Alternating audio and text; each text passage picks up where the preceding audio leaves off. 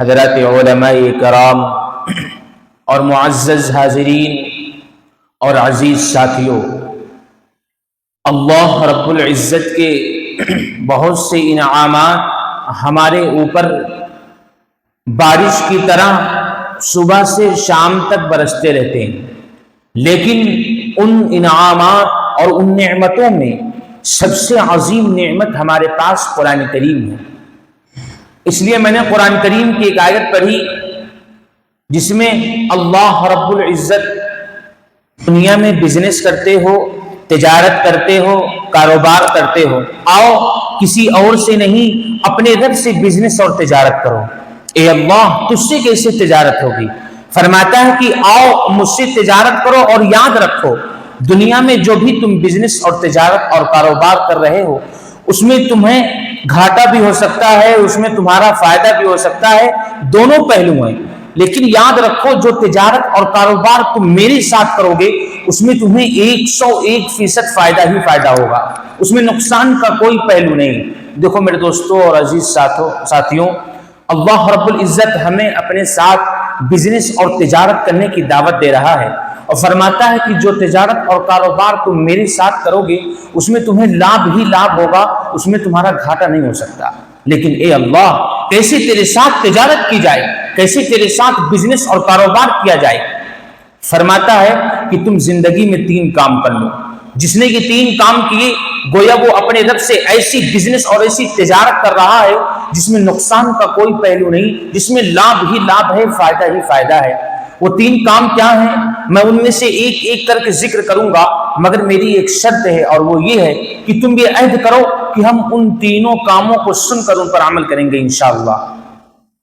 میرے دوستوں اور ساتھیوں، اللہ رب العزت کہتا ہے کہ آؤ اگر تم میرے ساتھ ایسی بزنس اور ایسی تجارت کرنا چاہتے ہو جس میں لابھ ہی لابھ ہے، فائدہ ہی فائدہ ہے، تو ان تینوں کاموں میں سے ایک پہلا کام کر لو۔ اے اللہ کیا ہے پہلا کام؟ اللہ رب العزت فرماتا ہے ان الذین یتلون کتاب اللہ رب العزت کہتا ہے کہ تم صبح و شام اور دنوں رات میں سے کچھ وقت نکال کر میرے کلام کی تلاوت کیا کرو۔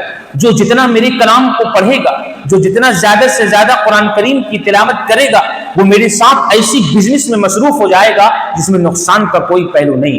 مگر میں یہ افسوس کے ساتھ کہتا ہوں، میرا دل دکھا ہے کہ آج مسلمانوں کو دکان پر جانے کا ٹائم ملتا ہے، کھیت پر جانے کا ٹائم ملتا ہے، اپنے دوستوں اور ساتھیوں کے ساتھ گپ شپ کرنے کا ٹائم ملتا ہے، اپنے بیوی اور بچوں سے ملنے جلنے کا ٹائم ملتا ہے، مگر یہ افسوس کے ساتھ کہنا پڑتا ہے کہ اگر انہیں ان 24 گھنٹوں میں اگر ٹائم نہیں ملتا تو قرآن کریم پڑھنے کا ٹائم نہیں ملتا۔ کتنی افسوس اور دکھ کی بات ہے کہ ہمارا رشتہ اللہ کی کتاب سے ٹوٹ رہا ہے۔ نہ ہم کو قرآن پڑھنے کا شوق ہے، نہ اپنے بچوں کو پڑھانے کا شوق ہے، انہیں ڈاکٹر بنانے کا شوق ہے، انہیں انجینئر بنانے کا شوق ہے، انہیں میکینک بنانے کا شوق ہے، انہیں ماسٹر بنانے کا شوق ہے، لیکن اپنے اندر اپنے دل کے اندر لوگوں کو یہ شوق نہیں کہ اپنے بچوں کو حافظ قرآن بنا دیں۔ آؤ یہ طے کریں کہ اپنے بچوں کو حافظ قرآن بنائیں، اپنے بچوں کو قرآن سے محبت کرنے والا بنائیں۔ میرے دوستوں ساتھیوں، قرآن کی فضیلت کیا ایک رات نہیں 10 رات مکمل ہو جائیں پھر بھی قرآن کی فضیلت کا حق ادا نہیں ہو سکتا۔ میں آپ کو ایک واقعہ بتاتا ہوں۔ شیخ الہند حضرت مولانا محمود الحسن صاحب رحمۃ اللہ علیہ جو مکہ مکرمہ میں تشریف فرما تھے تو انگریزوں نے ان کو وہاں سے گرفتار کر کے مالٹا کے جیل میں بند کر دیا۔ شیخ الاسلام حضرت مولانا حسین احمد مدنی رحمۃ اللہ علیہ وہ بھی مالٹا کے جیل میں جانے لگے تو لوگوں نے کہا آپ کیوں جا رہے ہیں؟ تو انہوں نے کہا کہ استاد جیل میں ہو اور شاگرد جیل کے باہر ہو یہ کبھی نہیں ہو سکتا۔ چنانچہ وہ بھی مالٹا کے جیل میں چلے گئے۔ اب رمضان المبارک کا مہینہ آ گیا، استاد بھی حافظ نہیں ہے اور شاگرد بھی حافظ نہیں ہے، اب اللہ کے کلام کو کیسے سنا جائے؟ اب اللہ کے کلام کو کون سنائے گا؟ اب دقت بڑھ گئی۔ تو ان کے شاگرد حضرت مولانا حسین احمد مدنی رحمۃ اللہ علیہ نے کہا کہ آپ پریشان مت ہوئیے، میں اللہ کے کلام کو یاد کروں گا اور تراویح میں سناؤں گا انشاءاللہ۔ چنانچہ انہوں نے فجر کی نماز پڑھ کے قرآن شریف یاد کرنا شروع کرتے تھے، روزانہ 1 پارہ فجر کی نماز پڑھ کے یاد کرنا شروع کرتے تھے، الحمدللہ عشاء تک یاد ہو جاتا تھا اور پھر وہی تراویح میں سناتے تھے۔ ایک دن کی بات نہیں کر رہا ہوں، پورے رمضان المبارک کے مہینے کی بات کر رہا ہوں۔ یہ تھے قرآن سے لگاؤ رکھنے والے، قرآن سے رشتہ جوڑنے والے، قرآن کو اپنے سینوں میں محفوظ کرنے والے۔ جب قرآن کو پڑھو گے تو اللہ سے محبت پیدا ہوگی، نبی کریم صلی اللہ علیہ وسلم سے محبت پیدا ہوگی، صحابہ سے محبت پیدا ہوگی، آخرت کی تیاری کرنے میں حوصلہ پیدا ہوگا۔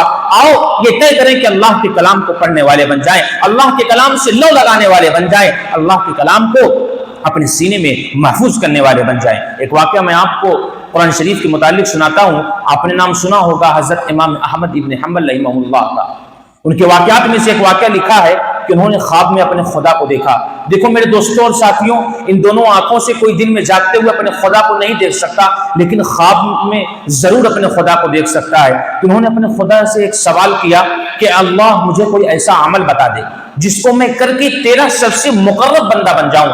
تو اللہ رب العزت فرماتے ہیں کہ اے احمد، تم میرے سب سے مقرب بندہ بننا چاہتے ہو تو تم جتنا ہو سکے میری کلام کی تلاوت کرو، جتنا ہو سکے جتنا زیادہ سے زیادہ تم میری کلام کی تلاوت کرو گے تو میرا رشتہ اتنا ہی تم سے مضبوط ہوتا چلا جائے گا، میری دوستی تم سے اتنا ہی قریب ہوتی چلی جائے گی۔ آؤ اگر اللہ سے دوستی پیدا کرنا ہے، اللہ سے لو لگانا ہے، اللہ کو اپنا جگری دوست بنانا ہے تو اللہ کے کلام کو پڑھو، اللہ کے کلام کی ضرور تلاوت کرو۔